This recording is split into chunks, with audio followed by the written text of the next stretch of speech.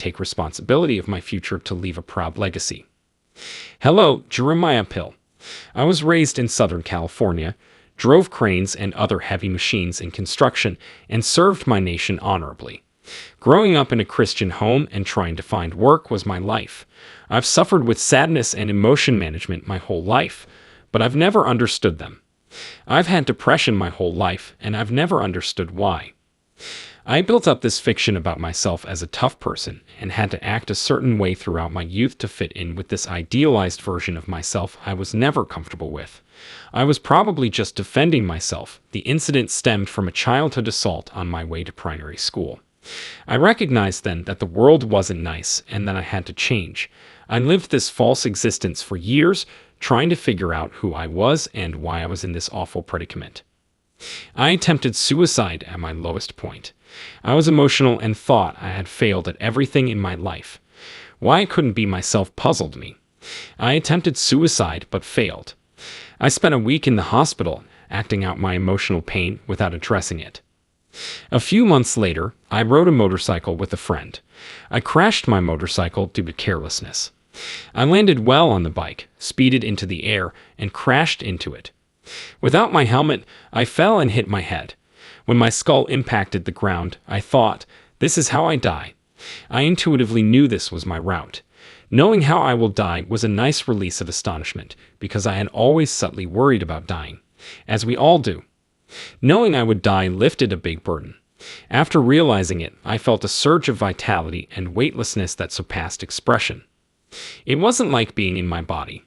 I felt like I was floating in darkness, just being aware of my environment, my consciousness. It was fascinating to observe different sections of my environment. As I looked around, light came from everywhere. It created a beautiful tunnel, like numerous pixels on a TV screen, with varied colors and feelings. I could almost sense the artist's aim as the pixels formed a long tunnel. Looking at the hues, I could feel their emotions and was intrigued. I felt engulfed by dread and confusion. I remember evaluating my surroundings, noting different colors, and then deciding, all right, I'm going to return to this one because I really felt connected to it. When I focused on one color, I was drawn back to it. I was abruptly transported to my history or present. That moment, I realized the two-way street of human touch, how my actions affect others' lives and souls, and change their character. I now realize how important my motives are and how my actions affect others. It showed me how everything is connected, and in the right order. I can no longer live in another reality because of everything I've been through and how it all fits together. I tried to change my mood by thinking about the past, which made me sad. Now that I'm older and wiser, I recognize that trying to change the immutable was a self-defeating emotional loop that worsened my misery. I also felt anxious because I wanted to influence the future and control things beyond my control. After reflecting on these events, I've realized that the now is the best moment to live. In the places where we make the biggest difference, inspiration and vigor flow freely. We may worry about the past or future, but we must live in the present to succeed. I thought it was quite moving. Someone tried to steal milk from my brother and me, another childhood memory. I was furious with him, but now I see things differently. He wanted to support his family, not rip me off. I realized where this person was missing. He may need help supporting his family, so I may be kind and say anything. I should just give it to him and tell him it has a blessing so he doesn't feel bad about obtaining it from me. I was struck by the idea that we can make a difference right now if we embrace this and find peace in knowing we found what we sought. We communicate this way in this world. More transformation is possible than we imagine. I was lucky to attend these interesting events. The hues were new to me, making me feel like a youngster again, excited about life. This is strange because I just left a place where I hated life and being here. I was overwhelmed by stress and money issues. I felt entire again, like I was returning home on the road after a long time. This tour takes us back to the beginning, to the Creator, and to creation, which moved me deeply. Along with revitalizing the world, we aim to revitalize each other. Sharing our life and connecting with others is vital to finding our place in the cycle. It's not enough to have jobs, million-dollar residences, and automobiles. After today, what will we do? This is a tipping point for us. I adore saying that your body is your soul's umbilical cord. We nourish our souls like a mother's umbilical cord nourishes her child's body. We can perceive and integrate light, sound, chemical, thermal, and kinetic energy. In the neurological system and senses, it causes chemical reactions called emotional reactions. These chemicals alter DNA expression, which affects proteins. Genetic expression affects spirit's physical form. We start giving life and discovering its direction here. When these experiences ended, I felt overwhelmed with gratitude. Something about the feeling of a presence behind me was powerful. I didn't want to turn around, but it was strong. I felt like it was an angel. Something strong, compassionate, and loving was there. I didn't turn around, but I felt it wanted me to go through these things to figure out why I was here. The moment it hit me, I felt a telepathic connection in my head. I was intrigued by its 3 words, "Become the purpose," and wondered what it meant, its purpose. The point was unclear since I didn't want to be here a few months ago.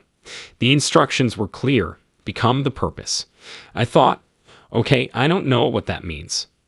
When I absorbed that, a dazzling, empowering light rushed over me. I felt like this light illuminated everything I needed to know and permeated my being. It unlocked stuff immediately. I immediately recognized I had to stop taking my 10-year-old pain medication owing to a military injury. To be honest, I was hooked. I'd also felt a peculiar feeling that I needed to meditate, even though I'd never tried it. What I decided to do after recovering was stop taking my medicine. Managing 8 broken ribs, a punctured lung, and a broken wrist was difficult. Because I had to think about it, my perspective changed. Seeing become the purpose lit up my brain and made sense. It was strange, gravity pulling me down and energy flowing slowly. I wondered, what the fuck happened? Well, I suffered broken bones, ribs, and road rash. Just what? I spent 3 months alone in a room recovering from nearly 3 months in the hospital, trying to make sense of it all. I felt overwhelmed by uncertainty. I need to slow down, lose everything, go inward, take stock, and take responsibility for my history.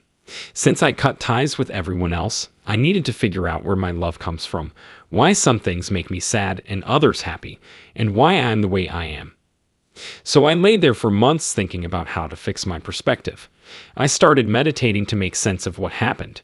As I lay in bed, I began to examine my identity and destroy all my self-deceptions and beliefs because my recent experiences didn't match. Thus, I had to abandon all my convictions, which was difficult. It's hard, but you must create a new identity that's your essence. I realized I was seeking love while dismantling my fragments and deceit. Being loved and recognized to feel worthwhile was my biggest challenge.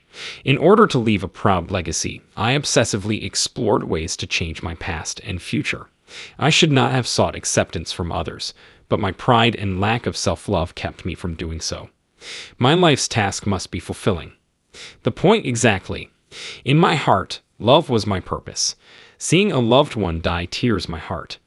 I'm devastated when a romance ends. My heart aches after pouring everything out. Thus I wondered, what is love? Love means what? Where does love come from, and what is it?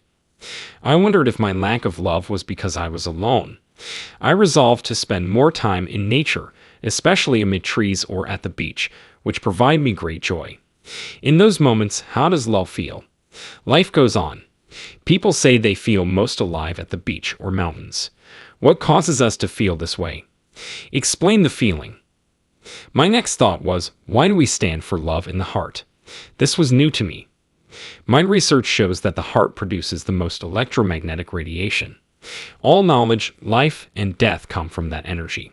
We may say love is life because our center creates life. If love is life, I am love since I am alive. I am love in every manner.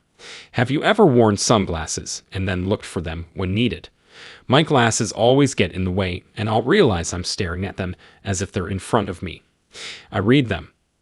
I believe our spirit is inside us, viewing the world through our bodily senses while unaware of our true identity, mission, and physical significance.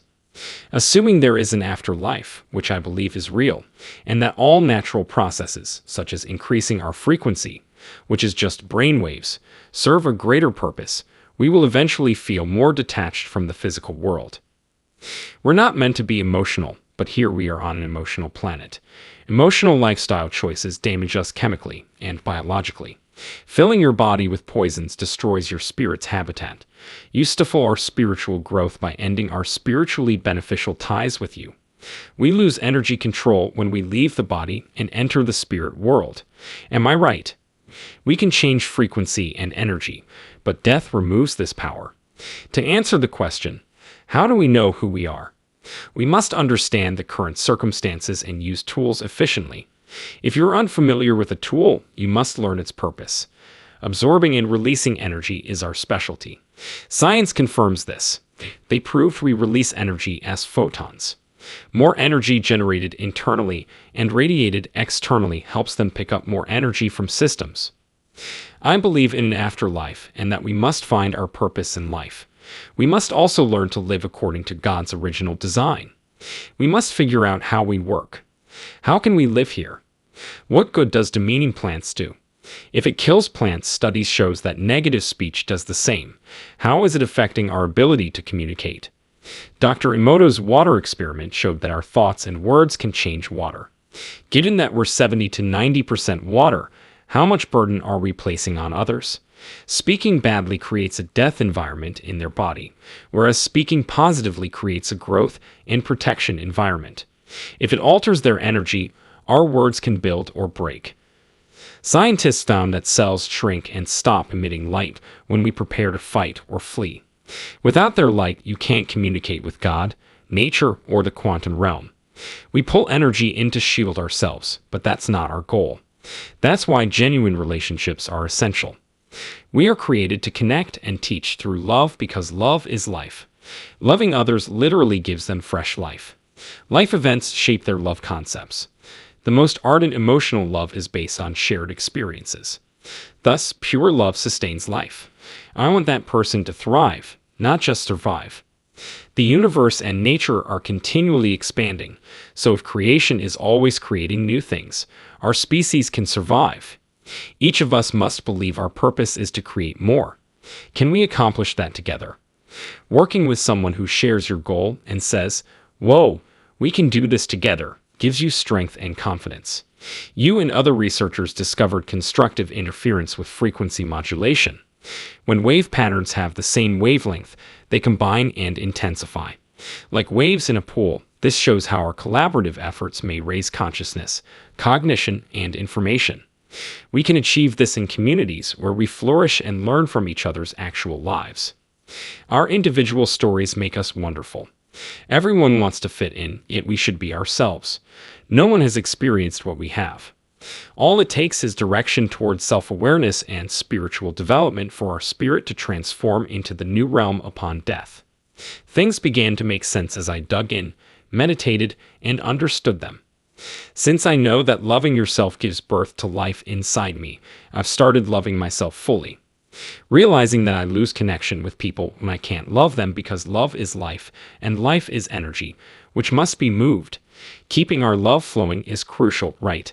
To express love is our goal, because losing someone without a bond and having memories of them creates psychological turmoil and death. We must share our vitality, love, and energy. Doing so provides our mission true legitimacy. We obey nature and fulfill the Creator's plan by creating new life. When I started meditating, I could access and convey these things. I implemented concepts that started conversations that changed our views on life, depression, each other, and the world. I woke up, meditated, and recovered. I studied religion, science, spirituality, psychology, and the universe for 7.5 years. I've been observing and studying mine and others' interactions.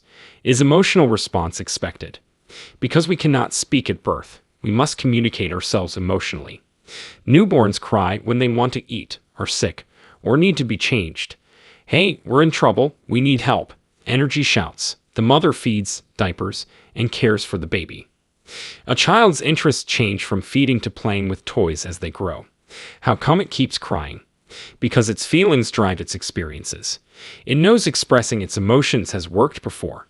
Today, everything from news to TV ads is emotionally charged, which is bad for society. It hinders our development and ability to make deep connections with the universe and ourselves.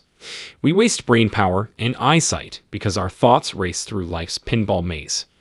Earth shows us how to harness that power, how creation happens, and how everything is related, while space and the sky show us our might. Creation invites us to discover our place in the universe and how to enhance it. Emotions distract us and put us in fight or flight mode, causing chemical imbalances, despair, suicide, and social dysfunction. We shouldn't be alone. We should be connected. Connection drives creativity, which creates life. We're here to do that. I try to emphasize that loving someone is like blowing life into them whenever I can. To love is to wish to give something life. To foster creation is to love without loving. Nothing exists without creativity, so ignoring it violates existence. Since there is nothing else, we must follow creation's rules. That's our home and identity. We can find eternal life, strengthen our spirit, extend our consciousness, and help others on their spiritual journeys on this short route. You create through your words and deeds, not the world. You can have children. When you're sad, concerned, or grieving the death of a loved one, even though they're not dead, simply somewhere else, remember that you're strong and that creativity will win. You have unlimited creation power in the universe. Overcoming mindsets is the only challenge.